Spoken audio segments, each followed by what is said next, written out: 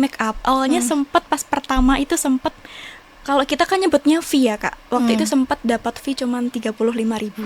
Komentar negatif yang sampai membuat kakak depresi itu pernah?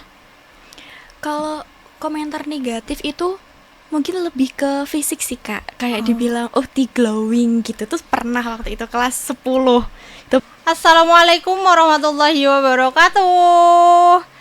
Halo semuanya, Aduti Production balik lagi nih dengan konten terbaru kita, yaitu konten podcast Cangkul, Cangkruk Literasi Nongkrong Berisi, bukan sekedar basa-basi. Di konten terbaru kita kali ini, kita akan membahas informasi-informasi menarik, akan menyampaikan informasi-informasi menarik dari beberapa narasumber hebat yang udah kita undang di podcast kita kali ini. Dan langsung saja pada episode pertama ini kita akan mendatangkan seorang model cantik asal Jepara yang sudah memulai karirnya sejak di jenjang sekolah menengah atas. Dan ini dia Kak Dwi Yunita Afiliani. Halo Kak Nita, gimana nih kabarnya hari ini? Alhamdulillah cukup baik. Hari ini khusus datang ke Kudus buat podcast ini atau ada hal lain nih? Kalau untuk hari ini emang kebetulan khusus buat podcast ini kak. Istimewa spesial guys. Dan BTW guys, Kak Yunita ini, beliau ini merupakan mahasiswa semester 7 dari Prodi BKI di kampus KPI UIN Sunan Kudus ini. Gimana Kak skripsian? Udah mulai skripsian? Sudah. Gimana, lancar? Alhamdulillah. Skripsian semester 7 ya. Kita semester 5 ini ya sebentar lagi ya. Kak Yunita, ini kan udah dunia modeling udah dari sekolah SMA ya. Udah dari kelas 10 berarti? Iya, dari kelas 10. Gimana nih Kak, awal cerita gimana bisa berkarir di dunia modeling ini seperti apa? Oke, kalau untuk modeling itu kan sebenarnya cita-cita dari kecil. Kalau untuk waktu SMP tuh pernah, tapi mau sekolah kelas model gitu loh Kak. Cuman emang belum dapat izin dari orang tua. Lalu pas rata-rata juga di Jepara kan nggak ada waktu itu kan, emang harus keluar kota. Nah kebetulan pas udah SMA itu ada info nih kalau misalnya di Jepara itu ada kelas modeling, waktu itu namanya Melika Agency. Nah ikut kelas modeling itu, terus ikut berbagai event, dan juga waktu itu ada lomba foto di Kali Bening Jepara, itu juga ikut di situ dan melalui kelas modeling itu. Tapi setelah itu keluar dari kelas modeling kayak jalan sendiri gitu loh Kak. Soalnya biar kalau misalnya ada penghasilan atau pendapatan biar masuk ke kita sendiri gitu. Jadi kelas modeling itu diadiin sama agensi gitu? Iya. Terus setelah itu awalnya itu langsung ke model make up. Awalnya sempet pas pertama itu sempet, kalau kita kan nyebutnya fee ya Kak. Waktu itu sempet dapat fee cuman 35.000. Itu pas awal banget. Pas awal banget 35.000. Terus setelah itu naik dan sampai sekarang gitu. Sekarang juga udah lumayan, udah bisa kalau untuk bagi kita mahasiswa udah bisa lah Kak, cukup buat jajan kayak gitu, buat nongkrong-nongkrong ya. Kelas modeling berarti ikut kelasnya itu bayar? Dan dibayar waktu awal berkarir, dibayarnya itu cuma 35.000. Betul sekali. Itu masih ikut agensi atau udah berdiri sendiri? Udah berdiri sendiri, karena kan emang kalau misalnya kita belum ada portofolio, itu emang lebih dibayar tuh lebih dikit gitu loh Kak. Tapi kalau kita portofolionya itu udah mulai banyak, jadi muanya itu bayarnya juga lebih banyak. Biasanya itu kalau misal model-model pemula itu dia nawarin diri ke mua Kak. Kayak misal ada mua terus menawarkan diri untuk jadi muse, dan itu biasanya nggak dikasih fee sama sekali. Itu untuk model pemula biasanya seperti itu. Tapi itu udah dibayar 35.000. Ya kalau dibanding dengan harga sekarang ya itu udah ya emang nggak bisa dibandingkan, tapi untuk anak sekolah ya waktu itu. Ya, Itu berarti awal karir habis Covid ya, Kak? dari sebelum Covid. Dari sebelum Covid. Iya, pas awal banget kelas 10. Dan itu kena Covid itu gimana? Ada pengaruhnya nggak? Pastinya ada, kayak biasanya job yang lumayan sering itu jadi sepi, itu ada, Kak. Ngejobnya apa aja berarti? Kayak MUA, dari MUA gitu? Atau Iya. ada lagi dari... Biasanya itu lebih sering emang model make up dari MUA gitu, tapi juga kadang ada model busana gitu juga pernah. Terus kemarin juga sama anak KPI juga pernah jadi aktor anak KPI. Oh, karena dunia acting sama dunia modeling juga mirip-mirip lah ya, Iya. sama-sama tampil di depan kamera. Dan kalau membahas dunia modeling gitu ya Kak, pasti adalah pandangan dari masyarakat kita bahwa model itu kayak gini. Nah, Kakak itu pernah dapet nggak sih kayak komentar negatif secara langsung atau pandangan masyarakat tentang Kakak itu kayak gimana? Itu pernah dapat kayak gitu? Kalau untuk langsung ke saya sendiri tuh nggak pernah, cuman lebih ke omongan orang ke orang Oh, kayak gitu. Jadi omongannya tetangga si A ngomongin ke tetangga si B. itu yang nggak yang sesuai gitu, itu pernah. Oh. Diomongnya gimana Kak? Stereotip masyarakat terhadap modeling itu seperti apa sih? Iya kan, kalau model itu kan biasanya emang pakaiannya terbuka ya Kak. Tapi kalau dari aku pribadi itu, misalnya emang pakaian terbuka itu pas ngejob aja. Jadi kalau untuk sehari-hari emang pakai jilbab, pakai panjang-panjang gitu. Tapi ada beberapa orang yang beranggapan itu meh ngejob, meh gak, tetap gue pakaiannya seksi-seksi gitu. Itu sering banget dia main di kampung kayak gitu. Iya, apalagi di masyarakat kita ya yang emang ya mayoritas emang beragama Islam dan kita juga Islam. Cuma karena job yang mau nggak mau kita harus seperti itu, ya profesional lah. Ya. Itu kalau dari masyarakat kita secara langsung. Tapi kalau dari komentar di media sosial, secara kan aku lihat di Instagram Kakak itu kan udah banyak pengikutnya ya, sekitar berapa, 4.000. Oh, udah 4.000. Oke. Nah, itu gimana Kak? Pernah nggak dapet komentar negatif yang sampai membuat Kakak depresi? Itu pernah? Kalau komentar negatif itu mungkin lebih ke fisik sih Kak. Kayak dibilang, oh glowing gitu. Terus pernah waktu itu kelas 10. Itu pernah, tapi orang tersebut tuh lama-lama minta maaf gitu loh. Minta maaf terus tanya skincare, itu kan ya kayak gitulah. Sadar sendiri. Ya hanya itu aja sih sejauh ini. Nggak ada yang sampai itu. Dan menurut Kakak, kalau misal dapat komentar negatif tentang apapun lah, job Kakak atau tentang fisik Kakak atau tentang pekerjaan Kakak ini, ada nggak sih cara menghadapi itu semua? Kalau dari aku pribadi, karena emang aku udah bertekad buat jadi model, udah harus tahu resikonya itu seperti apa. Jadi emang harus kuat mental Kak, itu aja sih. Kenapa pengen jadi model? Kan udah bilang dari kecil ya pengen jadi model. Kenapa kok pengen jadi model? Karena menurut pandangan aku waktu pas masih kecil tuh kayak model tuh cantik-cantik gitu loh Kak. Cantik-cantik, keren-keren. Nah, namanya emang udah centil dari kecil ya. Jadi kayak ya udah gitu loh. Terus pengen jadi model gitu. Ya. Perjalanan lika-likunya dari ambil kelas terus buat branding sendiri gitu, membentuk personal branding itu sulitnya kayak gimana Kak? Kalau sulitnya itu, kalau dari aku kan ada 2 akun Instagram. Nah, untuk Instagram pribadi dan juga khusus buat modeling.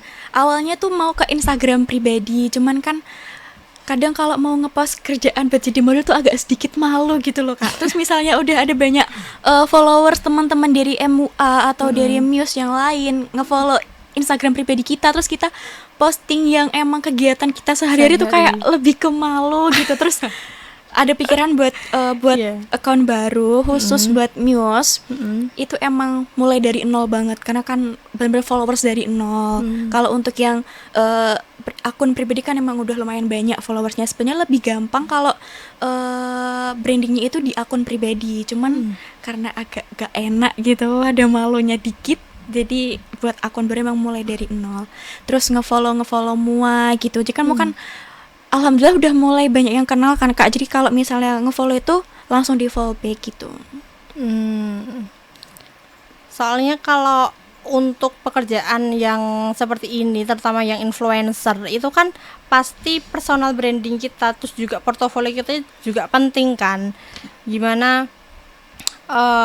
klien memandang kita itu seperti apa, dia pengaruhnya sebesar apa sih kan gitu.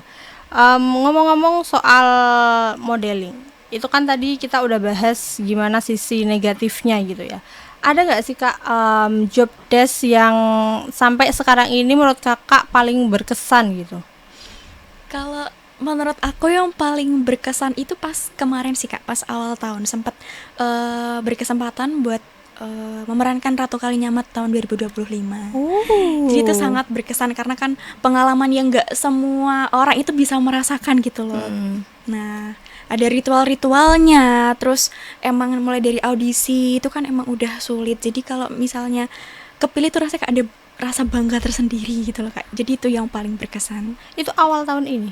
Iya, awal tahun. Boleh diceritakan Kak gimana, kan tadi bilang ada audisi ya, saya kira itu cuma dipilih sembarangan orang aja gitu, yang mau, yang bisa gitu.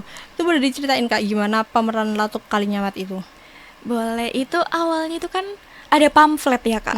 Kalau untuk aku pribadi emang sebenarnya kurang minat karena kan stereotip orang-orang tentang Ratu Kalinyamat tuh banyak banget dan itu lumayan buruk gitu loh Kak. Jadi agak ada takut waktu itu. Terus diyakinin sama ibu, cobalah ikut, nggak apa-apa, dicoba gitu. Terus ya udah daftar. Nah pas audisi itu awalnya aku sempet kayak apa nggak tak terusin ya, soalnya kan ada takut gitu loh Kak, takut terus minder. Biasanya ikut Ratu Kalinyamat kan orangnya cantik-cantik, pinter-pinter, jadi ada minder, insecure gitu ada. Terus diyakinin sama orang tua, nggak apa-apa, dicoba aja. Itu sampai waktu itu kan audisinya sore, audisinya tuh mulai jam 3 sore. Nah aku datang itu jam 5, bener-bener telat banget kan, emang nggak niat, takut kan Kak. Terus audisi itu waktu itu audisinya ada baca tulis Al-Quran, terus ada public speaking, terus ada tes tertulis tentang pengetahuan kita tentang Ratu Kalinyamat, lalu ada tinggi badan, terus ada bentuk wajah bagian, terutama bagian dagu dan juga rahang. Terus weton, terus juga cara jalan, terus disuruh nyium parfum yang baunya nyengat banget itu loh Kak. Bau menyentuh apa itu loh, itu disuruh nyium gitu. Pusing atau enggak gitu. Terus sebenarnya kalau untuk tinggi badan itu waktu itu ada kandidatnya itu kan ada 40 peserta kurang lebih 40 atau 45-an itu. Terus yang udah mulai kepilih itu ada 4 orang, salah satunya aku. Nah di tes jalan, bentuk dagu dan rahang itu udah masuk, tapi kalau untuk tinggi badan kan emang kurang tinggi ya Kak. Itu ada yang lebih tinggi sebenarnya, cuman emang dia kalau cara jalannya tuh kurang karena emang dia nggak ada basic model waktu itu. Terus jadi aku yang kepilih gitu. Terus juga sebelum jadi ratu itu harus ritual. Ada ritualnya. Apa itu? Ritualnya itu waktu itu ziarah ke makam beliau yang ada di Mantingan, terus ziarah ke makam sesepuh desa aku sendiri, terus ada puasa mutih. Ya, puasa mutih. Berapa lama itu? Kalau puasa mutih waktu itu hanya 1 hari, soalnya emang mendadak kan Kak waktu itu, hanya 1. Dan kebetulan pas mau acara itu halangan, jadi sempat mikir nih ini iso gak, tapi alhamdulillah emang min berapa gitu loh itu udah selesai. Terus bisa puasa mutih itu 1 hari, terus ada mandi kembang, terus paling terakhir itu di ruat. Ruat itu apa? Ruat itu membersihkan diri. Kayak mandi? Bukan, mandi. Kayak apa sih bahasanya? Dulu. Ini loh Kak, didoa-doain, terus intinya roh ratu tersebut dimasukin ke aku, tapi nggak sepenuhnya. Itu serius asli? Ya. Terus rasanya gimana Mbak? Ada rasa gimana gitu gak? Karena waktu itu kan posisinya nggak boleh ngomong ya Kak. Udah dikasih tahu kalau misal habis diruat itu nggak boleh ngomong, nggak boleh makan, nggak boleh minum, memang harus diam dan nggak boleh megang HP. Terus pas habis diruat itu yang dirasain karena emang itu nggak sepenuhnya beliau masuk gitu. Jadi masih terasa biasa saja, cuman agak berat aja gitu. Terus suasananya itu emang beda Kak. Aku nganggapnya aku biasa aja, tapi kalau orang-orang itu nganggapnya tuh kayak sinis, terus kayak gimana, kayak ada bedanya. Tapi kalau aku nganggapnya biasa aja.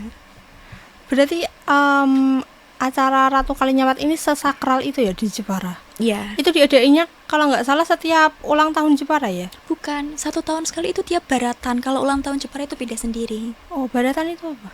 Baratan itu emang tradisi yang udah ada di Kecamatan Kalinyamatan Kak. Itu udah turun-temurun. Oh, diadainnya pas itu? Iya. Itu memperingati hari apa gitu dari Ratu Kalinyamat? Itu sebelum puasa. Sebelum puasa, berarti kalau kayak di sini dandangan, Iya. kalau di sana itu sebelum pas atau sebulan sebelum puasa? Kalau kemarin itu kayaknya 1 minggu sebelum puasa. 1 minggu sebelum puasa. Acaranya 1 hari itu tak kan? Iya, Kalau nggak 1 salah. hari.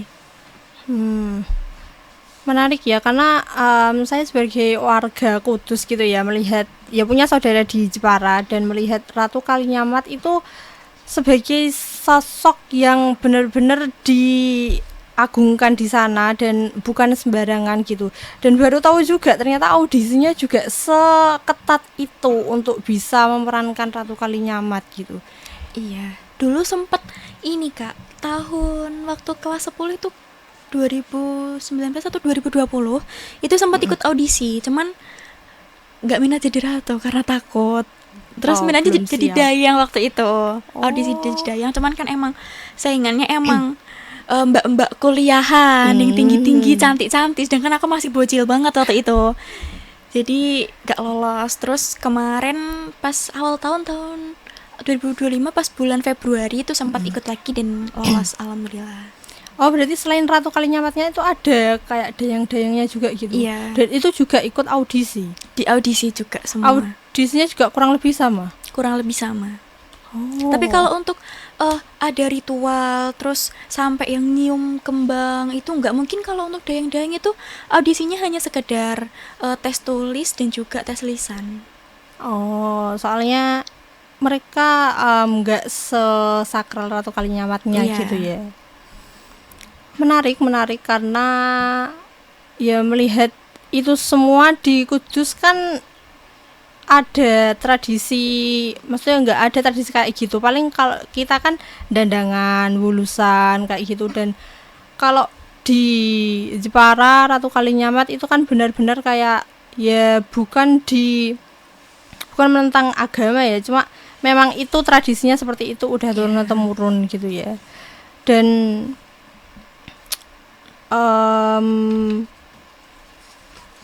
ada nggak sih Kak yang pengen Kakak sampaikan ke orang-orang di luar sana, terutama masyarakat kita, tentang dunia modeling itu tuh nggak seperti yang kalian bayangkan gitu?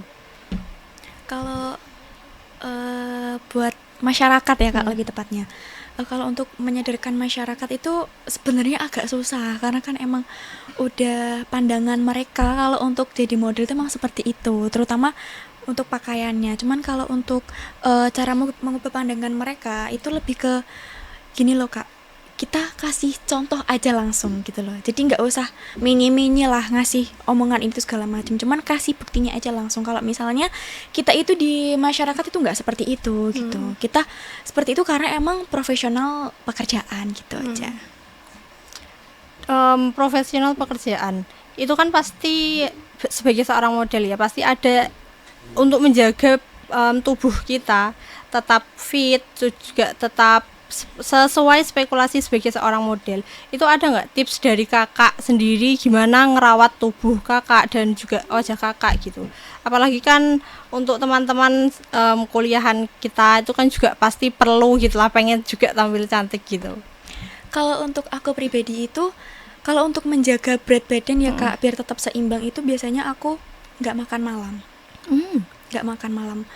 Makan itu emang sore. Jadi kalau malam itu udah nggak makan, udah nggak nyemil, mungkin hanya minum air putih aja. Lalu kalau untuk menjaga mungkin wajah itu emang kalau setelah di make up habis ngejob itu langsung dibersihin. Dan bersihnya nggak hanya pakai micellar water, tapi pakai cleansing balm atau BB oil. Pokoknya yang mengandung oil. Kalau misal hanya pakai micellar water itu nggak bersih. Jadi kalau aku pribadi itu biasanya pakai cleansing balm, habis itu baru pakai micellar water. Jadi 2 kali. Oh, double cleansing. Iya. Terus Terus baru cuci muka. Terus emang lalu habis itu langsung skincarean karena aku nggak treatment. oh, skincarean semua. Iya, skincare aja. Nggak makan malam itu berarti makannya cuma pagi sama sore itu tok. Ya, Tapi itu udah konsisten dari sejak awal berkarir berarti Kak. kalau untuk konsisten enggak karena emang biasanya juga kalau lapar ya makan gitu. Cuman kalau emang lagi niat banget apalagi meh ada job gitu loh Kak. Itu baru niat itu. Tapi kalau selagi emang hari-hari biasa terus kalau lapar ya makan. Adalah hari-hari dimana kita bebas gitu lah, apalagi kalau lagi nggak ada job. Kalau ada job gitu ada Kak, maksudnya kayak dari kliennya itu minta kamu nanti kayak gini, berat badanmu segini, terus nanti kamu jangan ada nggak dari klien itu pengen kayak gimana kakaknya gitu, bukan dari kakak sendiri? Enggak, kalau untuk harus kayak gini, berat badan harus gini itu enggak. Karena emang sebelumnya itu biasanya tuh ditanya dulu Kak, tinggi badannya berapa, berat badannya berapa. Nah itu cocok sama kriteria beliau atau enggak. Kalau misal cocok ya berarti diambil, kalau enggak ya enggak gitu. Ada apa kayak tipe ideal seorang model itu ada? Enggak sih Kak, kalau untuk model itu yang penting percaya diri sih. Kunci percaya dirinya dari Kak Yunita itu seperti apa? Kalau dari aku pribadi caranya itu belajar emang Kak, dari nol banget. Karena awalnya untuk aku di depan kamera itu nggak pede banget. Emang kayak untuk gerak juga kaku, kayak gimana gitu. Tapi emang lebih ke biasanya di depan kaca sih Kak. Di depan kaca kayak aku tuh memperagakan seolah-olah aku ini seorang model gitu. Jadi sempat kayak pose-pose di depan kamera, di depan kaca awalnya Kak, di depan kaca. Terus awal mulai job emang masih kaku, tapi mulai job kedua, ketiga, keempat dan seterusnya tuh udah mulai luas gitu. Karena udah mikir profesional dan ini juga jobku, ini pekerjaanku gitu ya. Iya, dan sekaligus hobi kan Kak. Jadi kalau ngejalinnya juga enak, nggak ada paksaan. Iya, kalau emang passion sama apa yang kita sukai itu ngejalinnya emang lebih enak gitu ya. Terkait tentang apa tadi? Aku mau nanya soal ada nggak pengalaman dari kakak yang kayaknya itu nggak perlu diinget-inget lagi, atau selama ngemodeling ini pernah nggak ada pengalaman yang buruk gitu atau malu-maluin gitu? Kalau untuk malu-maluin kebetulan nggak ada sih Kak. Alhamdulillah, dan jangan sampai ada. Kan kadang ada yang mungkin punya pengalaman seperti apa gitu. Dan mungkin terakhir bisa disampaikan ke teman-teman yang juga mungkin sekarang lagi modeling, juga lagi merintis karirnya, disampaikan untuk motivasinya dari Kak Yunita seperti apa?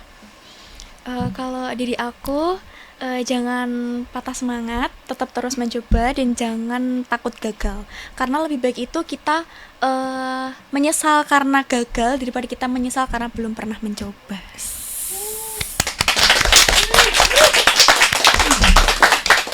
Oke, sebelum kita tutup podcast pembicaraan kita hari ini, kita udah menyediakan pertanyaan-pertanyaan menarik, kuis yang untuk Kak Yunita. Boleh ditampilkan di layar?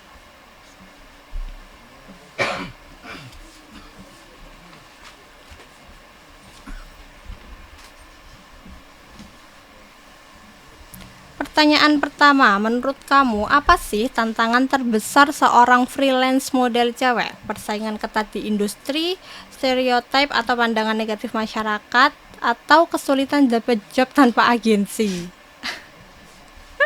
Menurut aku lebih ke persaingan ketat. Oh. Ya, soalnya semakin hari tuh semakin banyak model Kak, dan pastinya juga masih imut-imut gitu loh. Jadi saingannya makin banyak gitu. Saingan ketat di industri, seketat itu emang di dunia model. Iya, soalnya biasanya gini Kak, kalau untuk model baru itu kan rata-rata dia cari portofolio. Jadi dia rela nggak dibayar, dia rela dibayar murah. Makanya mama banyak yang ngambil model-model baru seperti itu. Dan kalau dia yang lebih dapat sorotannya, dia yang lebih untung gitu ya. Iya. Oke, pertanyaan selanjutnya. Kalau jadi freelance model, menurut kamu hal terpenting yang harus dimiliki itu apa? Kepercayaan diri, networking luas, skill berpose, dan ekspresi. Menurut aku kepercayaan diri itu penting banget. Kunci nomor 1 buat jadi model tuh percaya diri. Soalnya kenapa kalau misal kita nggak percaya diri, kalau untuk kita berekspresi, kita pose itu nggak akan bisa Kak. Emang kuncinya harus percaya diri. Kalau misal kita udah pede, kalau kita mau pose atau kita mau berekspresi apapun itu kita udah bisa, emang udah lulus dengan sendirinya kalau kita udah percaya diri gitu. Jadi itu kunci utama. Jadi kan kadang ada orang-orang yang ngomong model tuh harus cantik, model tuh harus kurus, harus tinggi, itu sebenarnya enggak. Karena emang kuncinya tuh nomor 1 emang harus percaya diri. Percaya diri, semua bidang kayaknya perlu percaya diri. Ya. Terus next, pertanyaan selanjutnya. Dunia modeling sering dikaitkan sama media sosial. Nah, menurut kamu platform mana yang paling ngaruh buat karir model sekarang? Instagram, TikTok, sama YouTube. Kalau menurut aku lebih ke Instagram. Soalnya kalau untuk mua-mua di Jepara, Kudus dan sekitarnya itu kan kalau mau nyari muse itu biasanya dari Instagram Kak, enggak dari TikTok. Kayak misal kita searching aja kayak muse, nanti udah keluar semua tuh nama-nama muse gitu. Jadi lebih ke aku jalin personal branding itu di Instagram. Kalau di TikTok itu agak kurang sih Kak sebenarnya. Cuman kok TikTok itu untuk konten-konten aja, tapi kalau untuk personal branding tuh lebih ke Instagram. Tapi kakak juga ngonten di TikTok? Sempat. Tapi sekarang udah enggak? Udah enggak. Paling cuma buat pribadi aja gitu. Ya memang kalau mau membentuk personal branding itu lebih apa ya, kalau buat seorang influencer itu menurutku emang lebih di Instagram sih. Karena TikTok kalau konten kreator mungkin iya pakai TikTok, tapi kalau seorang model emang lebih cocok di Instagram. Oke, nggak terasa bincang-bincang kita pada episode kali ini sudah berakhir. Terima kasih banyak Kak Nita atas sharing ilmunya. Terima kasih sudah mau diundang datang ke podcast kita hari ini. Sama-sama. Semoga dilancarkan skripsiannya, Amin. Dilancarkan sidangnya, dilancarkan sampai wisudanya. Amin. Semoga kita bisa bertemu di lain kesempatan dengan sama-sama sukses ya. Dan untuk teman-teman yang sudah menyaksikan, jangan lupa diklik like, share, dan subscribe-nya. Dan jangan lupa di komen banyak-banyak tentang episode pertama kita kali ini. Dan terus nantikan episode-episode selanjutnya yang gak kalah menarik hanya di podcast Cangkruk Literasi Nongkrong Berisi. Bukan sekedar basa-basi. Terima kasih semuanya. Wassalamualaikum warahmatullahi wabarakatuh. Dadah.